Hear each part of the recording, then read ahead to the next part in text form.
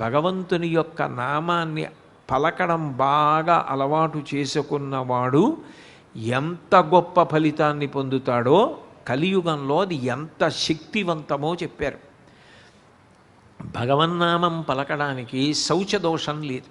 శౌచదోషం అంటే మీరు ఒక మంత్రజపం చేయాలనుకున్నారనుకోండి, స్నానం చేసి ఉండాలి, అంగన్యాసకర న్యాసాలు చేయాలి, ఒక చోట కూర్చోవాలి, కదలకుండా ఉండాలి, దానికి కొంత మనసుని నిలబెట్టాలి. దేనికన్నా చాలా కష్టం మనసుని నిలబెట్టడమే. కలియుగంలో అదే సాధ్యం కాదు.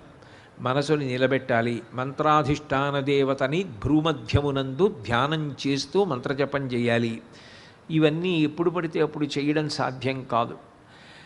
అట్లాగే మీరు ఒక పూజ చెయ్యాలంటే దానికి కొన్ని నియమాలు ఉంటాయి. ఆ నియమాలు పాటించి పూజ చెయ్యాలి. సరే, యజ్ఞయాగాదులు హోమాది క్రతువులకు నియమాలు మరీ ఎక్కువ ఉంటాయి. భగవన్నామమునకు మాత్రము ఏ నియమము శాస్త్రము విధించలేదు. భగవన్నామం పలకడానికి ఆయన ఏ స్థితిలో ఉన్నాడు అన్నదానితో సంబంధం లేదు. అందుకే పంచమవేదంగా భారతాన్ని మహానుభావుడైనటువంటి వ్యాసుల వారు లోకానికి అందజేశారు. నమోస్తుతే వ్యాస విశాల బుద్ధే పుల్లారవిందాయత పత్రనేత్ర ఏనత్వయా భారతతైలపూర్ణ ప్రజ్వాలితో జ్ఞానమయ ప్రదీప అంటారు.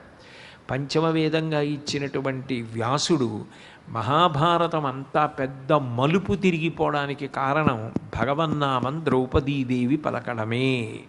దానికి కూడా సుకృతం ఉండాలి. అంత కృష్ణ పరమాత్మతో కలిసిమిలిసి ఉండే పాండవులకు అంత కష్టం వస్తున్నా, అన్ని కోల్పోతున్నా కృష్ణుడి జ్ఞాపకం రాలేదు, కృష్ణ అనలేదు. ద్రౌపదీదేవికి కృష్ణ భగవానుడు గుర్తొచ్చాడు. అదే మహాభారతాన్ని తిప్పేసింది. అదే ఆవిడ ప్రతిజ్ఞ చేయడానికి కారణమైంది, భారత యుద్ధానికి కారణమైంది, ఆవిడ మాన సంరక్షణములకు కారణమైంది, ధృతరాష్ట్ర మహారాజు ఆవిడ్ని విడిచిపెట్టడానికి కారణమైంది, పునర్జూతానికి కారణమైంది, చిట్ట చివరికి అరణ్యవాస అజ్ఞాతవాసములకు, ఉద్యోగ పర్వానికి, భారత యుద్ధానికి, ధర్మ ప్రతిష్టాపనకు కారణమైంది. అంటే భగవన్నామం అంతగా కథని తిప్పగలదు. నిజానికి ద్రౌపదీదేవి వస్త్రాపహరణం జరుగుతున్నప్పుడు భగవన్నామం పలికినప్పుడు ఏకవస్త్రయ్యి ఉంది, రజస్వలా దోషంతో ఉంది.